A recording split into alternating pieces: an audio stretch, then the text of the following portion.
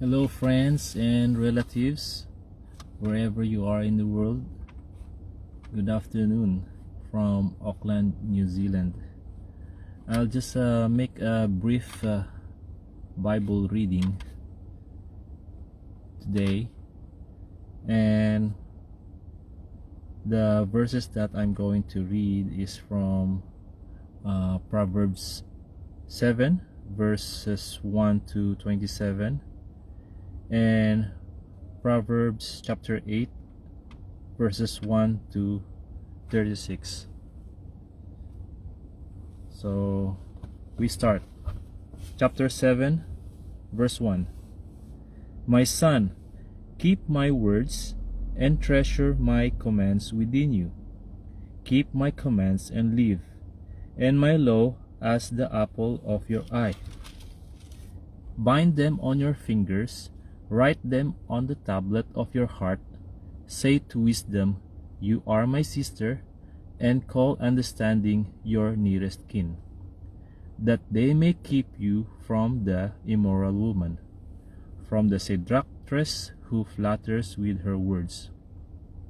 For at the window of my house I looked through my lattice, and saw among the simple, I perceived among the youths a young man devoid of understanding, passing along the street near her corner, and he took the path to her house. In the twilight, in the evening, in the black and dark night. And there a woman met him, with the attire of a harlot, and a crafty heart. She was loud and rebellious. Her feet would not stay at home. At times she was outside, at times in the open square, lurking at every corner. So she caught him and kissed him. With an impudent face she said to him, I have peace offerings with me. Today I have paid my vows. So I came out to meet you, diligently to seek your face, and I have found you. I have spread my bed with tapestry, colored coverings of Egyptian linen. I have perfumed my bed with myrrh, aloes, and cinnamon. Come, let us take our fill of love until morning. Let us delight ourselves with love. For my husband is not at home. He has gone on a long journey. He has taken a bag of money with him, and will come home on the appointed day. With her enticing speech, she caused him to yield. With her flattering lips, she seduced him. Verse 22. Immediately he went after her, as an ox goes to the slaughter, or as a fool to the correction of the stocks, till an arrow struck his liver. As a bird hastens to the snare, he did not know it would cost his life. Verse 24. Now therefore, listen to me, my children. Pay attention to the words of my mouth. Do not let your heart turn aside to her ways. Do not stray into her paths. For she has cast down many wounded, and all who were slain by her were strong men. Her house is the way to hell, descending to the chambers of death. Carry on with chapter 8, verse 1. Does not wisdom cry out, and understanding lift up her voice? She takes her stand on the top of the high hill, beside the way where the paths meet. She cries out by the gates, at the entry of the city, at the entrance of the doors. To you, O men, I call, and my voice is to the sons of men. O you simple ones, understand prudence, and you fools, be an understanding heart. Listen, for I will speak of excellent things, and from the opening of my lips will come right things, for my mouth will speak truth.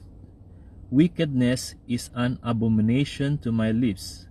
All the words of my mouth are with righteousness. Nothing crooked or perverse is in them. They are all plain to him who understands, and right to those who find knowledge. Receive my instruction and not silver, and knowledge rather than choice gold. For wisdom is better than rubies, and all the things one may desire cannot be compared with her. I, wisdom, dwell with prudence, and find out knowledge and discretion. The fear of the Lord is to hate evil, pride and arrogance, and the evil way, and the perverse mouth I hate. Counsel is mine, and sound wisdom. I am understanding, I have strength. By me kings reign, and rulers decree justice. By me princes rule, and nobles, all the judges of the earth. I love those who love me, and those who seek me diligently will find me. Riches and honor are with me, enduring riches and righteousness. My fruit is better than gold, yes, than fine gold, and my revenue than choice silver. I traverse the way of righteousness in the midst of the paths of justice, that I may cause those who love me to inherit wealth, that I may fill their treasuries. So continue on with verse 22. The Lord possessed me at the beginning of his way, before his works of old. I have been established from everlasting, from the beginning, before there was ever an earth. When there were no depths, I was brought forth, when there were no fountains abounding with water. Before the mountains were settled, before the hills I was brought forth. While as yet he had not made the earth or the fields, or the primal dust of the world, when he prepared the heavens, I was there.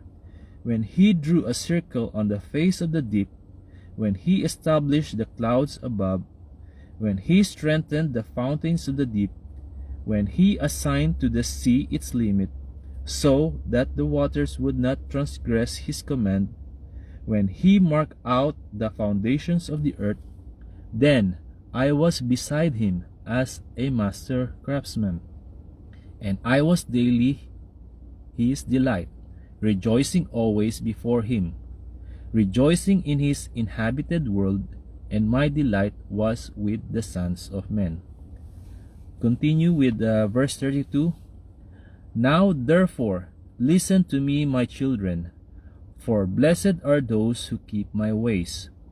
Hear instruction and be wise, and do not disdain it. Blessed is the man who listens to me, watching daily at my gates, waiting at the post of my doors. For whoever finds me finds life, and obtains favor from the Lord. But he who sins against me wrongs his own soul. All those who hate me love death. Okay, friends and relatives, that's all for now.